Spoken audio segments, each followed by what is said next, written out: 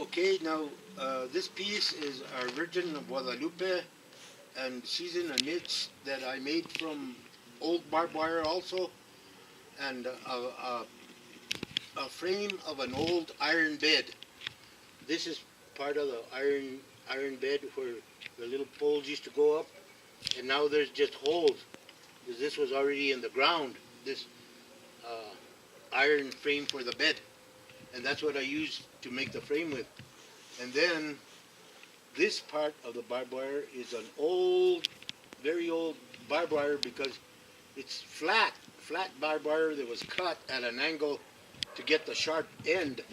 So this was probably the first barbed wire that was introduced into the United States. This barbed wire right here, and then I made like scrolls and used the scrolls to fill in the frame where I had made it with a bed frame. I made scrolls out of regular barbed wire like this, more or less, and attached it with baling wire to the frame, and that's how I got the sides and the top of that made like that. The back is an old piece of tin.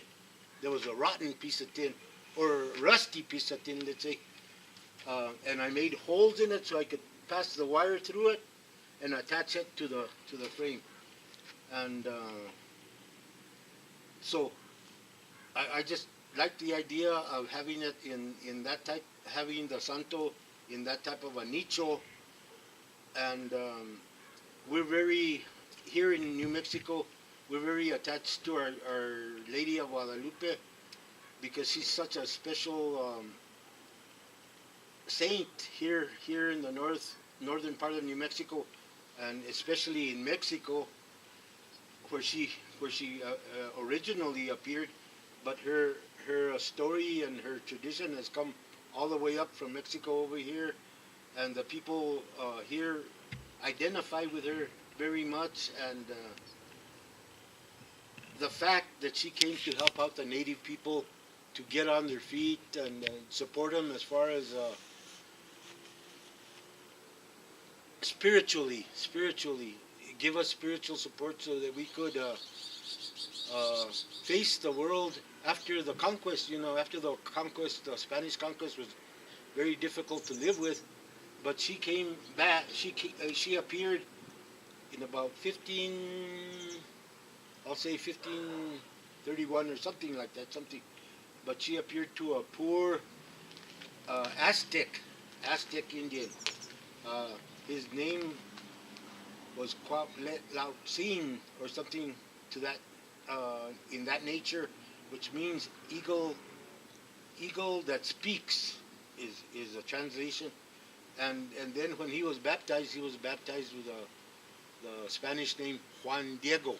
Juan Diego and Juan Diego had to go meet the Archbishop of Mexico City and tell him what he had seen, because she appeared to him in a vision as he was walking along, and she wanted the Archbishop and the bishop from Mexico to make her a shrine. So she asked Juan Diego to relay the message that she wanted a shrine built, but at first they wouldn't believe him. They wouldn't believe his story because they thought, who's this poor guy over here trying to tell us what to do? And no, eventually they did believe him, and one of the reasons they believed him is because the bishop had asked him for a sign. Well, give us a sign, some kind of sign that you did see her.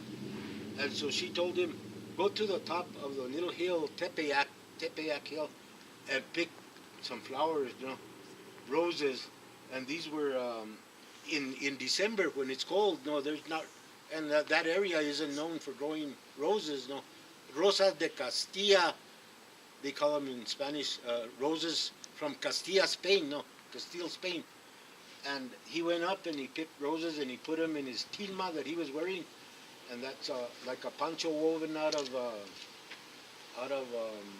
maguey fiber, plant fiber, and so that's what the sign he was taking to the bishop when he went to to speak with the bishop. The bishop told him, well, bring me a sign. So he had those flowers inside his tilma, and when he opened his tilma like that, the flowers, fresh flowers came out, and then the image of her came out on the tilma he was wearing, and that image is still in Mexico City, and that image is one of the most revered images of Mary in the whole world. No, and she came out as not exactly Aztec looking or Spanish looking.